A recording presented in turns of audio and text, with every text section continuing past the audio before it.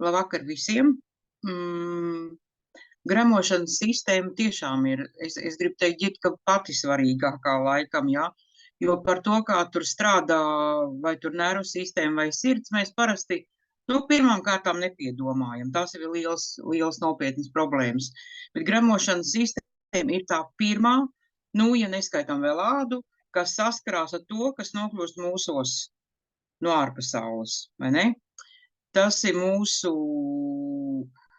kā saka, viss gremošanas sistēmas trakts, kas arī dod organismam vielas, ar kurām mēs dzīvojam, vai arī nedod mums tās vielas, ar ko mēs dzīvojam, lai pabarotu mūsu visas šūnas, jebkurā no sistēmām, jā. Un, pirmais, laikam, tomēr es pieminēšu kuņģi, jā, jo tas ir, faktiski maiss tāds paplašinājums, kurā visa pārtika iekrīt, izejot cauri barības vadam, un tur notiek tā viņas tāda liela apstrāde. Tur piedalās sālskābe. Par šīm problēmām, cilvēki tā kā vairāk varbūt ir informēti nekā tas, ko tu minēji par aizkuņģa dziedzeri. Aizkuņģa dziedzeris, ja kuņģis mums ir liels, tad iedomājieties, aizkuņģa dziedzeris ir tāda maza tāda, tāda desiņa, tāds cīsiņš, kā varētu jūs apmēram stādīties priekšā, kāds viņš ir, aptuveni 100 gramus smags tikai, un garumā, kā kuram cilvēkam, protams, bet aptuveni plus mīnus, teikšu, kaut kādi 15 centimetri. Tad šis mazais veidojums mūsos izdala gandrīz visus fermentus, lai varētu sašķelt pārtiku, un arī tā skaitā insulīnu, kas šķeļ cukuru. Ja? Un jāpiemina vēl viena lieta, ko tā mazāk varbūt mēs piedomājam kādreiz, jo nekad aizkuņģa dziedzeris nestrādā viens pats, ir vajadzīgs vēl, kas šķeļ arī organisma taukus. Ja? Te ir ļoti skaista bilde, tātad no vienas puses tievajās zarnās sākuma daļiņā pienāk klāt izvads no aizkuņģa dziedzera, kas apstrādā pārtiku ar fermentiem un ar insulīnu, un no otras pusītes ir izvadiņš no žults pūšļa, no kura pienāk žults, kas šķeļ jau taukus, ja, un tam visam ir jāstrādā ļoti tādā sirsnīgā un labā saskaņā organismam. Ja, to pirmo darbiņu jau ir padarījis kuņģis, kad ir šķēlis, sadalījis pārtiku, jau tādās mazākās frakcijās, nevis vienkārši ir iekritis kāds gabaliņš kuņģī, vai tur gaļas izskatā, vai kartupeļa, vai salātu izskatā, ja? Tas ar sālskābi ir apstrādāts, un tālāk jau pieslēdzās. Pirmām kārtām tas ir aizkuņģis mūsu svarīgais, un tad jau arī, protams, žults, kas šķeļ taukus, ja? Un tad to visu tālāk virza jau pa zarna traktu uz priekšu un šķeļ tālāk, kur pievienojas arī baktērijas. Tas ir tas pamats, kā tam visam būtu jāstrādā apmēram, ja? Bet, tās galvenās sūdzības, ar ko parasti cilvēki saskarās, tu varbūt ir teiksi, vai es saku tālāk? Es saprotu, tad, teiksim, ir ļoti svarīga tā harmonija, kad mums piedalās normāli strādā gan aizkuņģis, gan strādā arī, teiksim, žults pūslis un izdala žulti. Tikai tad, kad ir abas, teiksim, sadaļas savienojas kopā, tikai tad var veiksmīgi pārtika tikt sadalīta un izmantot. Jā. Pilnvērtīgi. Jā. Ļoti skaisti.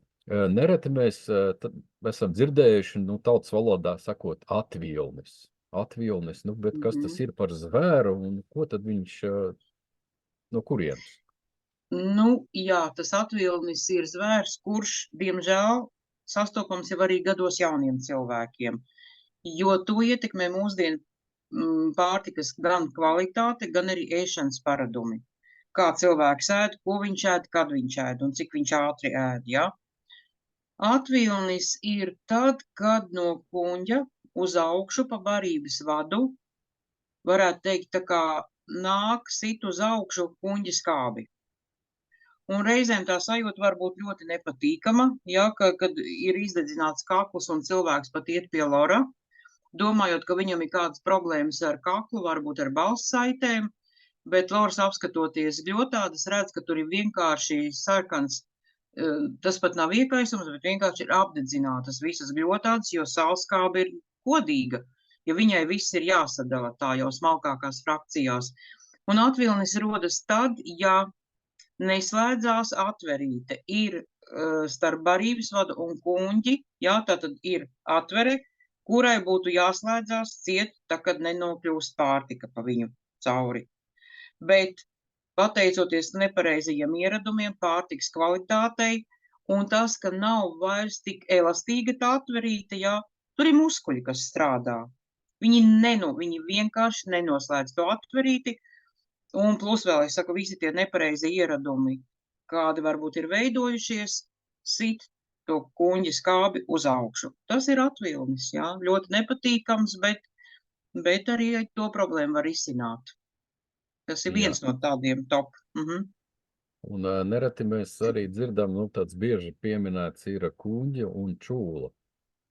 Kuņģa čūla, jā, tur, teiksim, jau izsenis, cik es atceros skolā skolotājiem, jā, tur ģimenes locekļiem ir nereti dzirdēts. Un kas tas ir? Kas tas pa zvēru tālāk, jā. Kuņģa čūla, tas ir dziļākais no kuņģa iekaisumiem. Vispirms tas ir, ko noteikti arī visi dzirdējuši, gastrīts, ja tas būtu vienkāršāks tāds kuņģa gļotādas iekaisums, tad vēl ir gastropātija, ka tā kuņģa gļotāda varbūt atrofējās, nestrādā tik labi, bet kuņģa čūla, tas jau ir kuņģa gļotādas dziļš bojājums, ja. Tas ir tāpat, kā iedomājieties, jau vienkārši uz ādas ir kādam, ja ir apdegums bijis, viņš ir virspusējs, ka varbūt tikai apsārtums, un uzliekot kaut ko augstu, viņš ātri pāriet, un ir tā, kad ir dzīvs apdegums, tad apakšā zem tā pūšļa ir čūla, kas ir jāsadzidā, un kuņģī tas izskatās apmēram tāpat, ja. To arī var provocēt gan pārtika, kāda ir, gan ieradumi dzeršanai, ko dzeram, kādu dzeram, ja. Liela loma šajā diagnozē ir arī, protams, stresam. To, ko tagad mēs skaisti saucam par stresu, jo tad organisma saskābinās, un tā kā kuņģis jau tāpat ir skāps, ja, tad tā kuņģa skāba izdalās vēl vairāk un to iekaisumu padara dziļāku. Un tad ir sāpes. Tad parasti jūt sāpes. Varbūt cilvēks nemāk tā precīzi pateikt to vietiņu, bet kaut kur, kā saka, kuņģa rajonā, viņš jūt sāpes pēc šādas diagnozes jau. Jā, paldies. Un saki, lūdzu, Sandrīna, kā tad ir, kad, piemēram, kuņģis vienkārši, sāp, ko man, kas man un vispār, bet tajā rajonā liekas, tur, ziepes ir. Kas tad vēl var, tā teikt, pa brīnumiem būt? Ļoti bieži, cik es tiekos ar cilvēkiem, ja cilvēks sūdzās, man sāp kuņģis. Nav svarīgi, vai ir tikt skaidrībā, tur ir čūla vai tikai gastrīts, ja, bet sāp kuņģis. Tad ļoti, ļoti bieži, tā procentāli, es, protams, neņemšos pateikt, ka tas ir vienmēr 100%, bet tomēr šajā iekaisumā ir iesaistīts arī aizkuņa dziedzers. Ir stāsts par to, ka aizkuņa dziedzers, viņam tāpēc tāds nosaukums ir, ka kuņģis ir priekšpusē un aizkuņģis ir aiz viņa. Ja kuņģim ir ļoti daudz nervu un viņš sāp, viņš momentā dos reakciju, ja viņam kaut kas nepatīk, tad aizkuņa dziedzerī nervu nav un mēs viņu nejūtam.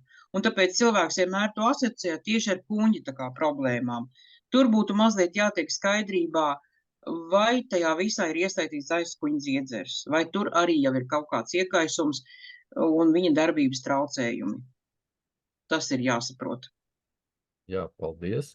Un saki, lūdzu, ja, teiksim, piemēram, aizkuņģis nestrādā pilnvērtīgi, viņš tur, pa labi, pa kreisi, tautas valodā, vienkārši, ir problēmas ar aizkuņģi.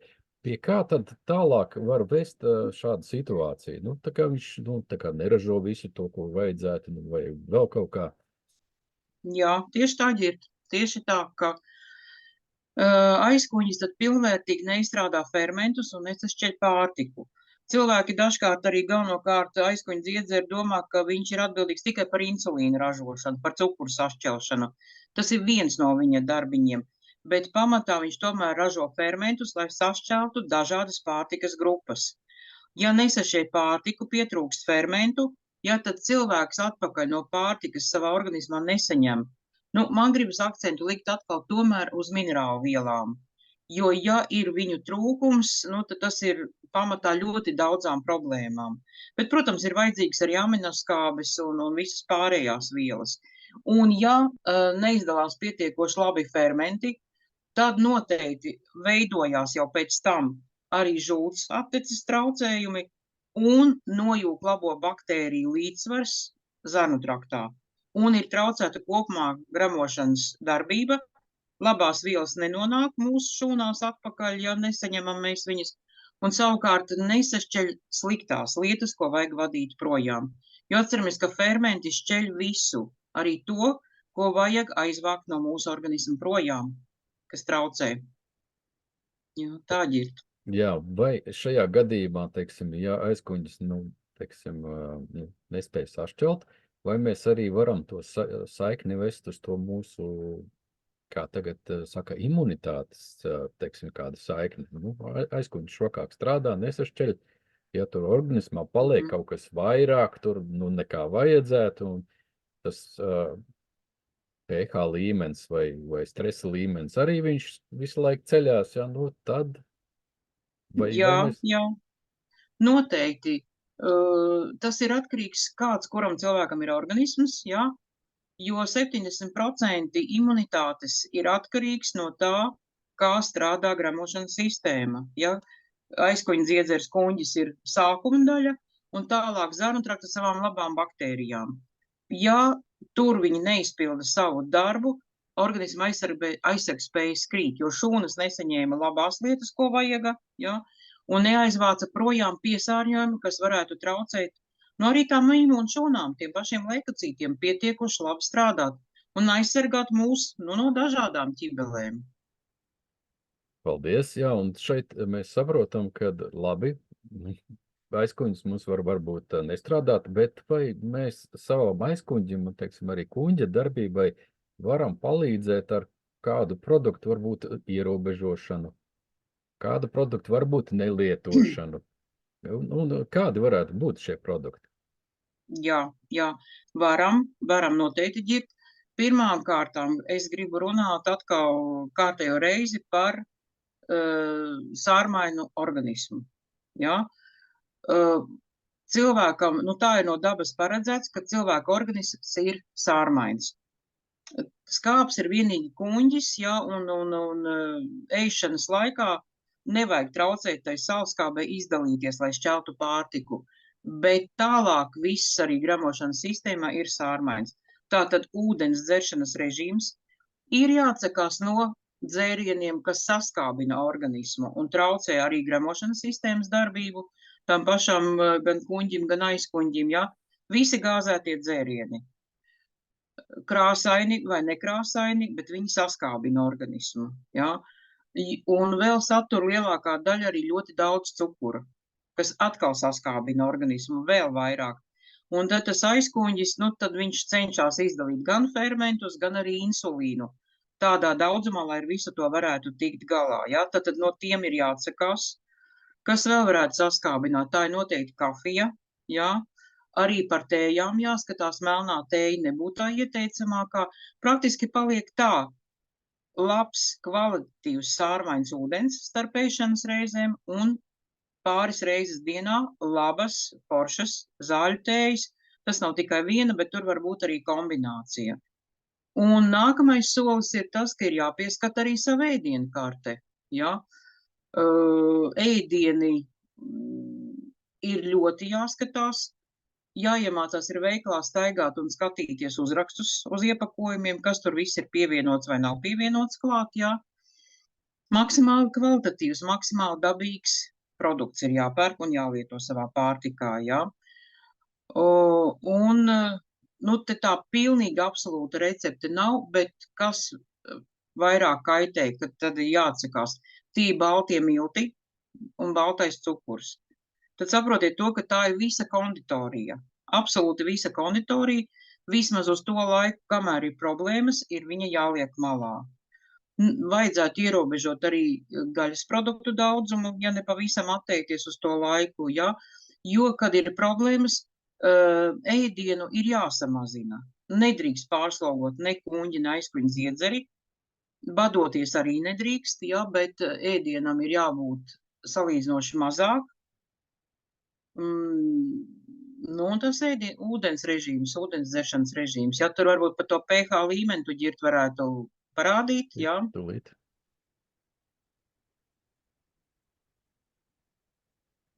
Šādi.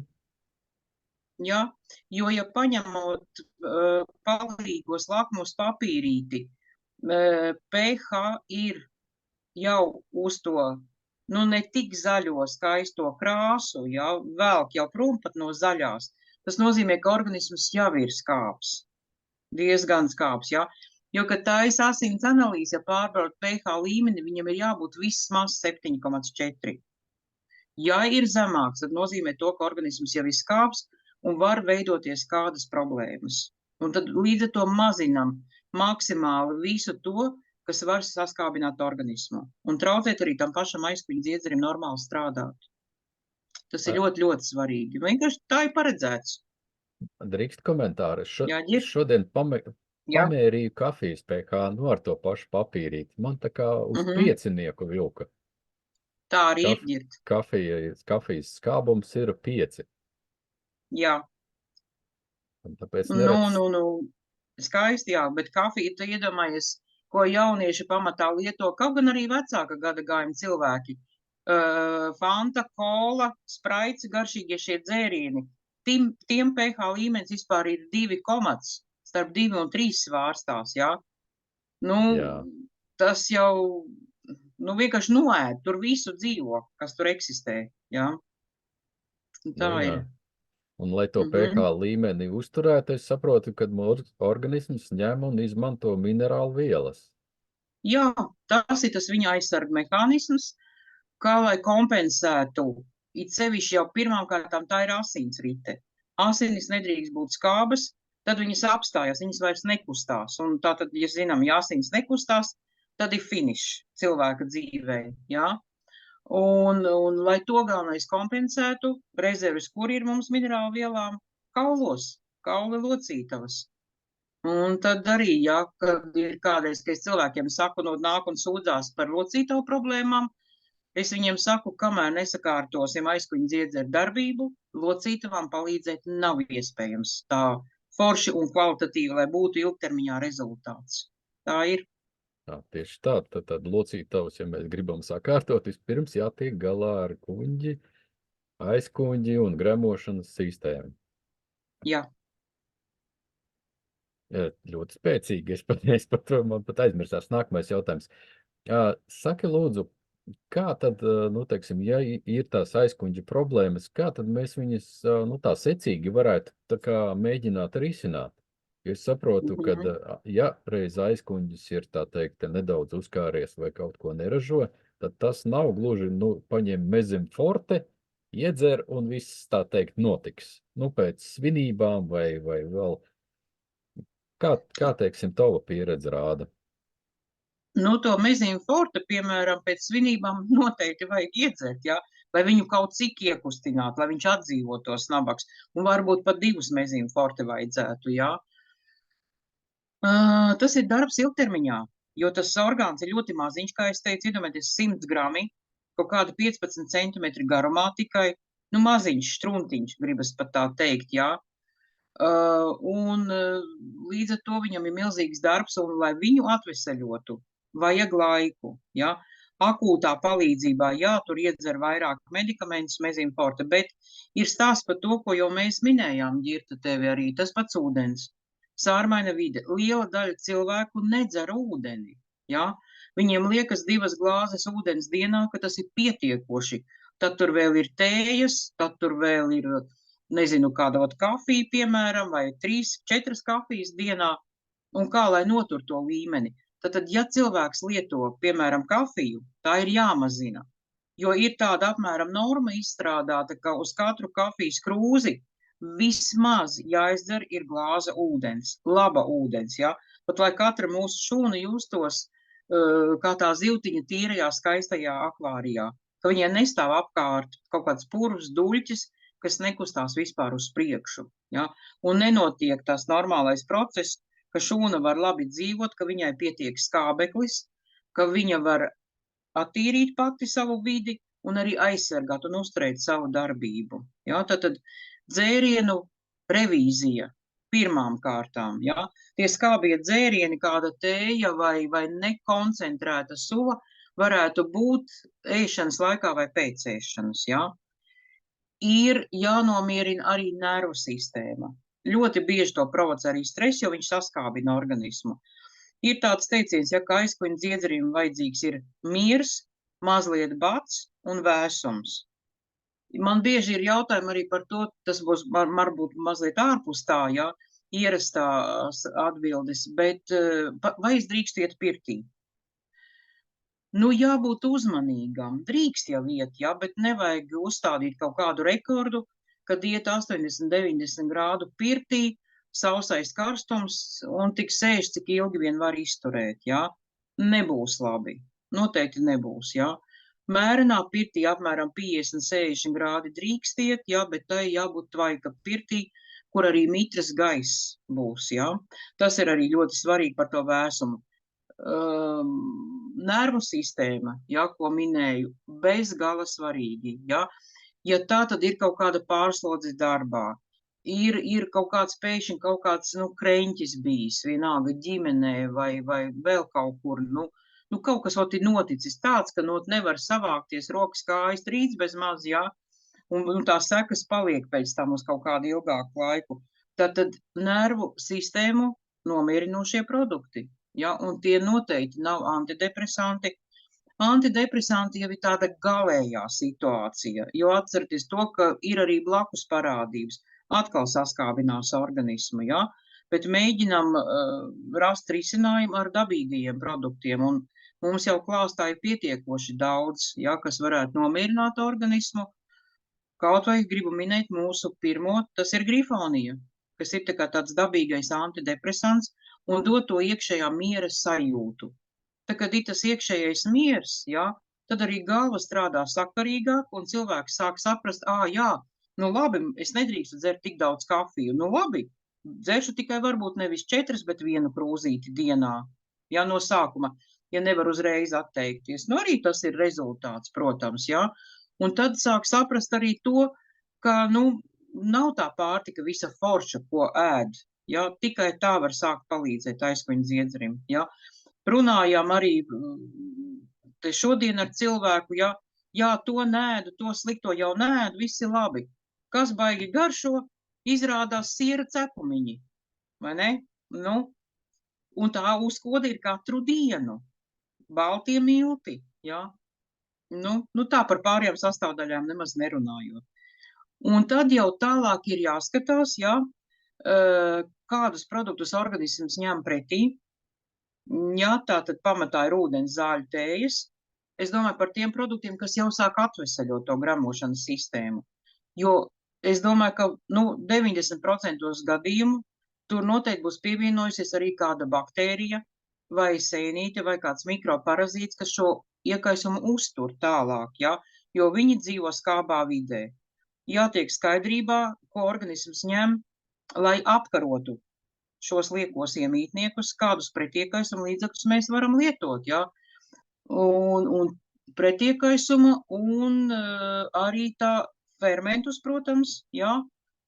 Un kaut kādā brīdī jāpievienojas arī labām baktērijām. Tas ir tas pamatiņš, kas palīdz atvesaļot gan kuņģi, gan arī aizkuņa dziedzeri, ja? Mazinam viņam iekaisumu, bet mēģinam ar dabīgajiem produktiem, ja? Super. Jā, Sandriņa, vēl tādas 2 lietas man interesē. Bet, teiksim, skābēts gurķītis. Ir labs vai nav labs? Labs. Ir labs. Bet skābēts. Tas ir tas, kā skaisti mūsdienās saka, dabīgi fermentēts. Bet marinēts? Marinēts nē, jo marinēts ir ar etiķi. Un etiķis ir produkts, kas grauj šūnas. Negatīvi uz viņām iedarbojās. Es pieļauju to variantu, ka cilvēks pats marinē mājās un lieto tādu pārtiku, bet ne tajā brīdī, kad ir grūti. tad maksimāli arī dabīgo marinējumu mājas, kas ir tāds labs, ņemam nost, ja?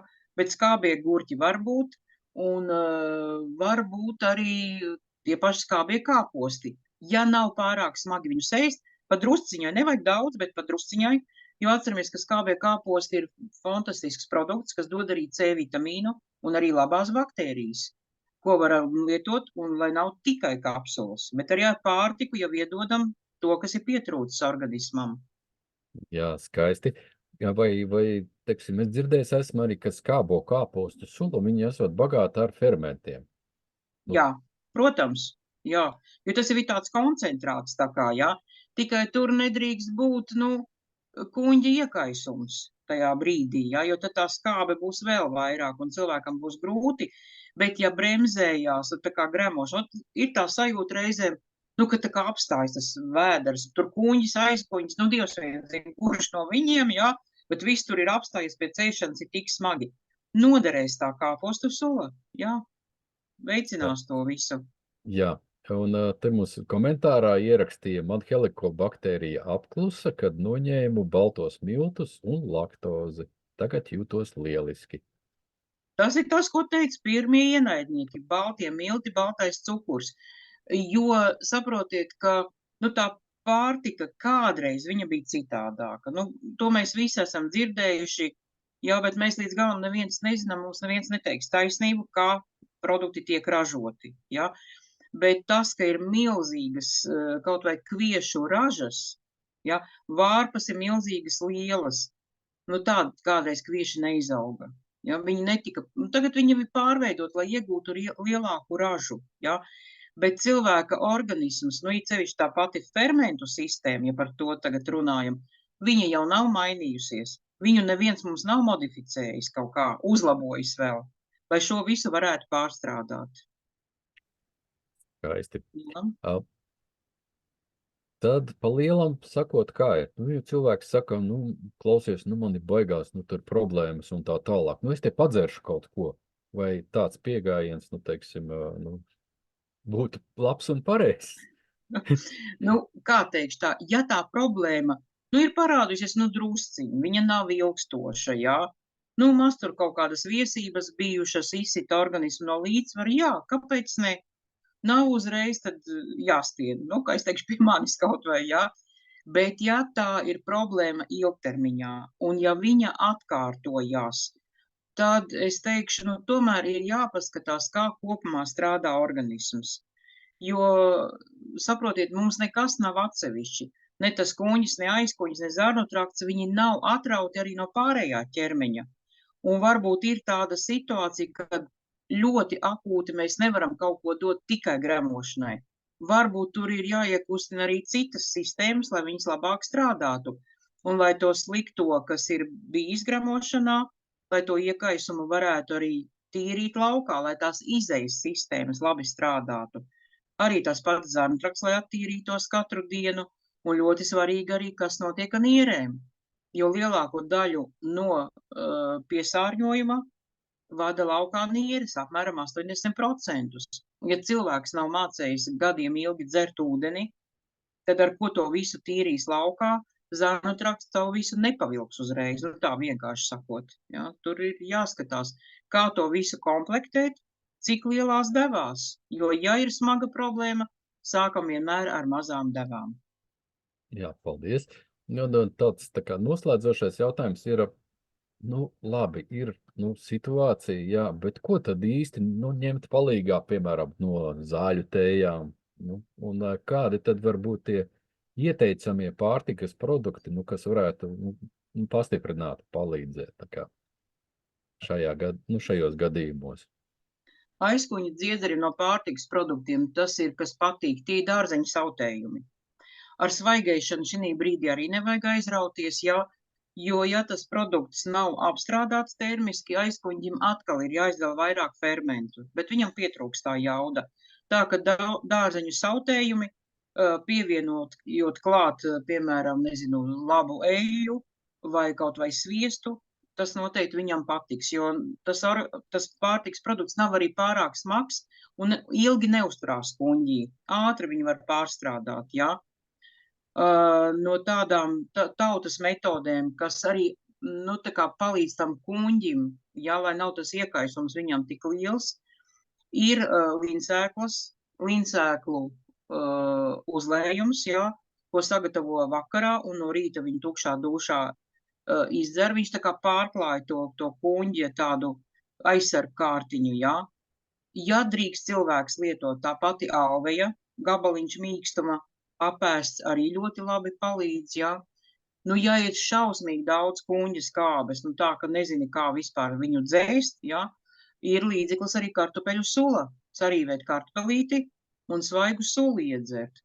Par zāļu tējām, nu, te ir dažādi, jā. Vienam cilvēkam tā tēja var patikt, otram var nepatikt, bet ārstnieciskas ir tās tējas, kuras ir rūgtas. Un pirmais, kas mums nāk prātā, vienmēr man pašai, jā, tā ir vērmeļtēja. Vienmēr, jā. Nedrīkst viņu taisīt stipru, jo, nu, viņa ir riktīgi rūgta, jā, bet viņa ir viena no pirmajām tējām, kas veicina gremošanas sistēmas tā kā kustību un arī iekaisuma mazināšanu, jā, tāds. Un var arī skatīties, protams, zāļu tēju kombinācijas arī aptiekās, ir brīnišķīgi maisījumi, ko arī var nopirkt, ja pašam nekas nav krājumā tāds. Skaisti. Tādiet. Nu, jā, man, teikšu tā, jautājumi pašreiz ir beigušies, un ko atliek novēlēt ir, lai mūsu gremošanas sistēma, tā skaitā kuņģis un aizkuņģis, lai pēc iespējas labāk strādātu, un lai mēs galvenais nebojātu vai netraucētu viņiem strādāt ar attiecīgi neatbilstošas pārtikas vai dzērienu uzņemšanu. Tā kā milzīgs paldies par sarunu, Sandriņ, jā, jaukas brīvdienas, Paldies lai mums tev, ir sparīgs viss decembra mēnesis, un lai visiem izdodas, un lai veselība tiešām uzlabojas, un ejam kalnā, nevis no kalna ripojam lejā. Paldies, paldies, paldies. Paldies visiem!